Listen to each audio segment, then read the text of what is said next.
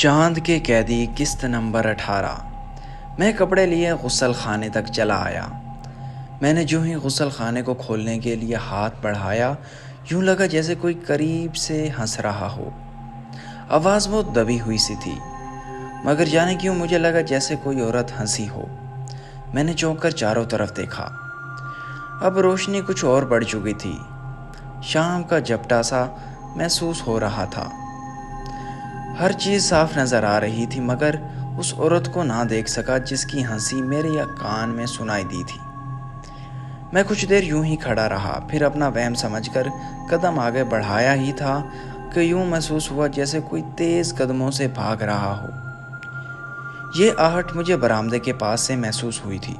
میں لپک کر وہاں تک پہنچ گیا اور پھر شریف الدین کو وہاں کھڑے دیکھ کر حیران رہ گیا۔ وہ پاگلوں کی طرح مجھے دیکھ رہا تھا۔ اس کے کپڑے پسینے سے بھیگ رہے تھے، اس کے چہرے پر پسینے کی دھاریں بہہ رہی تھیں، آنکھوں میں وحشت تھی اور اس کا سانس پھولا ہوا تھا۔ شریف الدین تم؟ میں کپڑے پھینک کر اس کی جانب بڑھا۔ میں یہاں کیسے آیا؟ اس نے پھٹی پھٹی آواز میں پوچھا۔ کیسے آئے؟ اس نے ہونکوں کی طرح پوچھا۔ اس نے میرے سوال کا جواب نہیں دیا، حیران نگاہوں سے چاروں طرف دیکھا اور پھر تیز قدموں سے اماں کے کمرے کی طرف بڑھ گیا، جہاں رات کو ہم دونوں سوئے تھے۔ میں نے زمین سے اپنے کپڑے اٹھائے اور پیچھے کے کمرے میں پہنچ گیا۔ وہ سر کو دونوں ہاتھوں میں تھامے پاؤں لٹکائے پلنگ پر بیٹھا ہوا تھا۔ میں نے جلدی سے پانی کا گلاس بھر کر اس کی طرف بڑھا دیا۔ اس نے لمحہ بھر کو مجھے دیکھا اور ہاتھ بڑھا کر گلاس تھام لیا۔ گلاس میرے ہاتھ سے لیتے وقت اس کی انگلیاں میری ہتھیلی سے ٹکرائیں تو یوں لگا جیسے میری ہتھیلی سے گرم گرم سلاخیں چھو گئی ہوں۔ میں اس کے سامنے پلنگ پر بیٹھ گیا۔ میری سمجھ میں کچھ نہیں آ رہا تھا۔ مجھے اس بات پر حیرت ہو رہی تھی کہ آخر وہ برآمدے میں کرنے کیا گیا تھا اور اس کے ساتھ ایسا کیا ہوا جس کی وجہ سے اس کی یہ حالت ہے۔ پورا گلاس اس نے ایک ہی گھونٹ میں خالی کر کے میری جانب بڑھا دیا۔ تبھی میری نگاہیں اس کی نگاہوں سے ٹکرائیں۔ سرخ دہکتی ہوئی نگاہیں مجھے اس کے جسم کے اندر تک دیکھتی ہوئی محسوس ہوئی۔ شریف الدین؟ میں نے ہولے سے پکارا۔ اس نے سر اٹھا کر چہرے پر آیا پسینہ قمیض کے دامن سے صاف کیا۔ اس نے بہت جلد خود پر قابو پا لیا تھا۔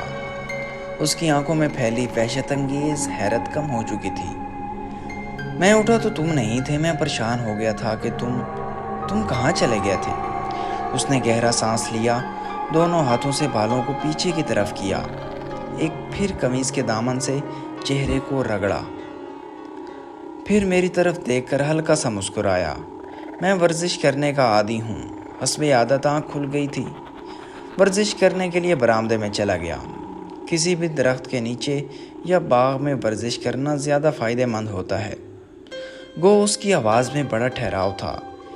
یہ محسوس بھی نہیں ہو رہا تھا کہ اب سے کچھ دیر پہلے ہم ایک عجیب و غریب صورتحال کا شکار تھے، مگر پھر بھی نامعلوم مجھے کیوں لگ رہا تھا کہ وہ مجھ سے کچھ چھپا رہا ہے۔ کوئی ایسی بات ضرور تھی جو اس کی سمجھ میں نہیں آئی تھی۔ میں اس کی فطرت سے واقف تھا، ہر بات اور واقعے کو منقطع انداز میں دیکھتا تھا۔ جو کچھ بھی اس کے ساتھ ہوا تھا، جب تک اس کا کوئی منطقی پہلو تلاش نہیں کرے گا مجھے نہیں بتائے گا۔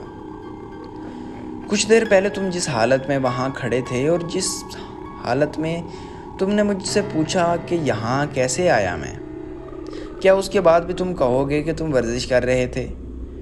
میں کوشش کے باوجود برداشت نہیں کر پایا اور سوالات کر ڈالے۔ وہ مسکرایا۔ تم نے میری پوری بات نہیں سنی۔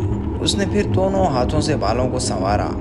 میں نے کچھ دیر ورزش کی، بلکہ کافی دیر ورزش کی، اور پھر اوپر جانے والی سیڑھیوں پر بیٹھ گیا۔ پسینہ بہت بہہ رہا تھا اور سانس بھی پھولی ہوئی تھی۔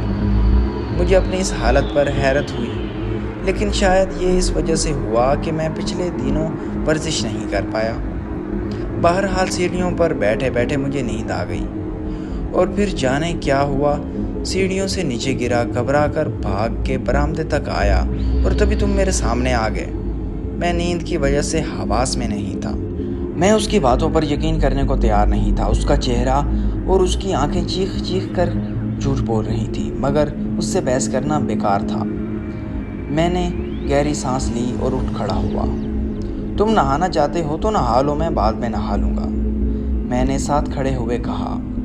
ہاں نہانا تو تھا، مگر میں کپڑے ساتھ نہیں لایا، اس لیے گھر جا کر نہا لوں گا، تم نہا لو، پھر گھر چل کر ناشتہ کرتے ہیں۔ وہ مکمل طور پر خود کو سنبھال چکا تھا۔ میں غور سے اسے دیکھتا ہوا غسل خانے کی طرف چلا گیا۔ اس بار نہ تو کوئی ہنسی کی آواز سنائی دی اور نہ ہی کسی قسم کی آہٹ۔ میں نہا کر سیدھا باورچی خانے کی طرف چلا گیا۔ نامعلوم مجھے کیوں آس سی کہ جاتے ہی سامنے چائے تیار رکھی ہوگی، مگر یہ امید اسی وقت دم توڑ گئی جب میری نظر انگیٹھی میں رکھی ٹھنڈی راکھ پر پڑی۔ اپنی اس خوش فہمی پر خود بھی دل ہی دل میں ہنس پڑا۔ مجھے تو یہ بھی معلوم نہیں تھا کہ کل رات کو جو چائے ملی تھی وہ کس نے بنائی تھی اور کیوں بنائی تھی۔ صرف شکنتلا کی بات ہوتی تو میں اس بارے میں سوچ بھی لیتا، مگر اماں نے عصمت بیگم اور خزارہ کا بھی نام لیا تھا۔ بہرحال میں تولیہ سر پر رگڑتے ہوئے کمرے کے اندر داخل ہو گیا۔ شریف الدین ابھی تک اسی پوزیشن میں بیٹھا ہوا تھا جس حالت میں میں اسے چھوڑ گیا تھا۔ اس کے چہرے پر گہری سوچ کی چھاپ نظر آ رہی تھی جسے میں نے محسوس کر لیا تھا، لیکن اس وقت اس کے اوپر ظاہر نہیں کیا۔ میرے مخاطب کرنے پر وہ چونکا۔ چلیں؟ میں نے بالوں میں کنگھی کرتے ہوئے اس سے کہا۔ ہم حویلی سے نکلے اور دروازے کو کنڈی لگا دی اور تالا لگا دیا اور پھر چل پڑے۔ وہاں جاتے ہی میں نے نماز پڑھی اور خلوص دل کے ساتھ اپنی زندگی سے جڑ کے عذابوں کی نجات مانگی۔ میں ابھی جائے نماز پر بیٹھا ہی ہوا تھا کہ شریف الدین اندر داخل ہوا اور میرے سامنے آ کر بیٹھ گیا۔ ناشتہ تیار ہو رہا ہے، اتنی دیر میں تم مجھے آئندہ کا پروگرام بتا دو، اس نے کہا۔ تم اپنا پروگرام بتاؤ، میں نے الٹا سوال اسی سے کر لیا۔ میرے پروگرام ذرا دوسری ٹائپ کے ہوتے ہیں، اس نے کندھے اچکاتے ہوئے جواب دیا۔ تم ابھی یہیں ہو، کہیں جا تو نہیں رہے؟ اس نے پوچھا۔ میں ابھی 3-4 روز کے لیے یہیں ہوں، پھر علی گڑھ چلا جاؤں گا، اس کے بعد مراد آباد، میں نے جواب دیا۔ شریف الدین، کل تم نے مجھ سے ایک وعدہ کیا تھا، اس نے آنکھوں میں دیکھتے ہوئے کہا۔ میں یہ بات کی شدت محسوس کر رہا تھا کہ وہ حویلی کے موضوع پر بات کرنا چاہتا ہے۔ اس نے چونک کر مجھے دیکھا اور پھر بولا، کون سا وعدہ؟ میں نے کہا کہ تم نے وعدہ کیا تھا کہ تم میرے ساتھ دادا جی کی تصویر دیکھنے ان کے کمرے میں میرے ساتھ چلو گے۔ تم فکر نہیں کرو، ہم اس موضوع پر بعد میں بات کریں گے، ناشتہ تیار ہو چکا ہے، پہلے وہ کرو۔ ناشتے کے دوران بھی شریف الدین گمسم رہا، جس سے میرا شک یقین میں بدل گیا کہ ضرور کوئی بات ہے۔ وہ کن خیالوں میں کھویا ہوا تھا، مجھے اس کا اندازہ تھا۔ میں نے اس سے مخاطب ہو کر کہا، لگتا ہے رات تمہاری بھی ملاقات ہو چکی ہے۔ وہ اپنے خیالوں سے چونک کر بولا، ملاقات تو نہیں، تم اسے خواب کہہ سکتے ہو، میں اس موضوع پر تم سے بعد میں بات کروں گا، بس چند باتیں مجھے الجھن میں مبتلا کر رہی ہیں، ناشتہ کرو۔ شریف الدین مجھے چپ دیکھ کر کہا، کیا تم مجھے بتاؤ گے کہ رات کو کیا ہوا تھا؟ میں نے دھیرے سے کہا اور پلٹ کر پلیٹ میں سالن ڈالنے لگا۔ ضرور بتاؤں گا، لیکن ابھی نہیں، شام کو اس موضوع پر بات ہوگی۔ آج پھر تمہارے ساتھ حویلی میں گزارنا چاہتا ہوں رات، اس نے لقمہ لیتے ہوئے کہا۔ اور وہ پردادا کا کمرہ؟ ہاں، وہ آج ہم صاف کروا لیں گے، حافظ جی کے بیٹے بشیر اور لڈن دونوں کو ساتھ لے کر جائیں گے، اس نے کہا۔ ناظرین، اس کے ساتھ ہی ہم اس ویڈیو کا اینڈ کرتے ہیں۔ اگر آپ کو یہ ویڈیو پسند آئی ہے تو لائک، شیئر اور سبسکرائب کرنا نہ بھولیں۔ شکریہ۔